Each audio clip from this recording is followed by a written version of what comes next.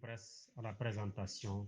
Aïcha Toupa. Bonjour, la déclaration de patrimoine du président de la République, la recrudescence des accidents et entre autres sujets sont mis en exergue dans les quotidiens reçus ce mardi. La déclaration de patrimoine du président de la République, un salaire mensuel de près de 5 millions de francs CFA, épargne 2600 francs, une maison, 3 terrains, une voiture. Tels sont les biens du président Bassirou Diomaye Faye qui met à sa une le président passe à l'acte.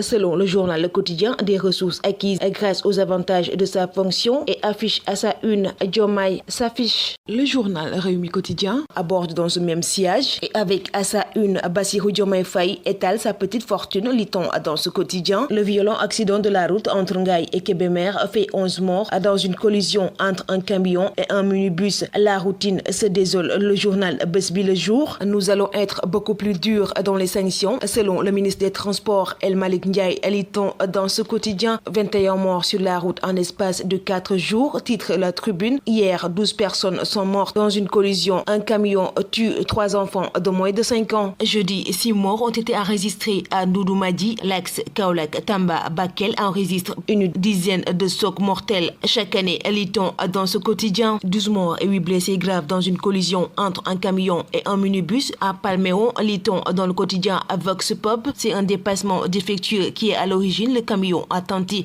de doubler 2 voitures. Malheureusement, le minibus était en face, déplore Mortar Faye, directeur exécutif de la nouvelle prévention routière, rapporte le journal. Le même journal rapporte les propos du ministre El Malick Ndiaye qui pointe du doigt à l'indiscipline des conducteurs. 80% des causes des accidents de la route relèvent de l'acteur humain. On ne peut pas l'accepter, rapporte ce même journal. Le journal L'Observateur revient sur l'héritage de Benno, objet de convoitise, les manœuvres de l'ancien Premier ministre et l'avantage du patron de l'APR et titre à sa une Amadou, l'autre bataille. Le journal Walf Quotidien revient à sa une avec le jeu d'alliance et de positionnement dans l'espace politique et avec comme photo d'illustration Ousmane Sonko, Malick Gakou, Khalifa Ababacar Sall, Mamadou Lamine Diallo, Bougane Gueye Dany et Amadou Ba. Le journal Libération a fait focus sur la plongée inédite au cœur de l'usine Tuifort dans l'enfer de la céramique chinoise, titre le journal. Son doigt coupé, abandonné sur place pendant 3 heures de temps. Sans soin, mortal relate sa terrible histoire, pression permanente, rythme de travail insupportable